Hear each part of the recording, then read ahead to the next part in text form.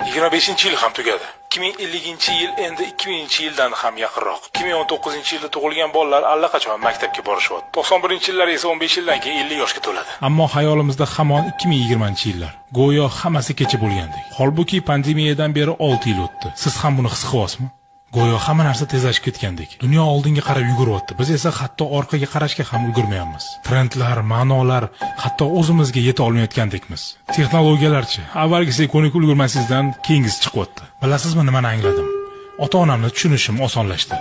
Ilgari men ularga smartfon ishlatishni o'rgatardim. Hozir esa o'zim ham har safar paydo bo'ladigan yangi servislarni o'zlashtirishga ulgurmayapman. Ba'zan ularga hatto havas qilaman. Ularni bolaligi ijtimoiy tarmoqlarsiz, yoshliklari asosiy narsani qo'ldan boy berib qo'yamiz degan qo'rquvlarsiz, kattalik davri doimiy poygasiz o'tgan. Bizda esa yangilanishlar, marafonlar, muddatlar, inqirozlar va tobora kuchayib borayotgan xavotir, depressiya, yolg'izlik va biz hatto tanimaydigan, ehtimol hech qachon ko'rmaydigan odamlarga ergashib yugurish. Va faqat bitta narsa o'zgarmay qoladi. Vaqt. Hech qachon ortga qaytmaydigan vaqt.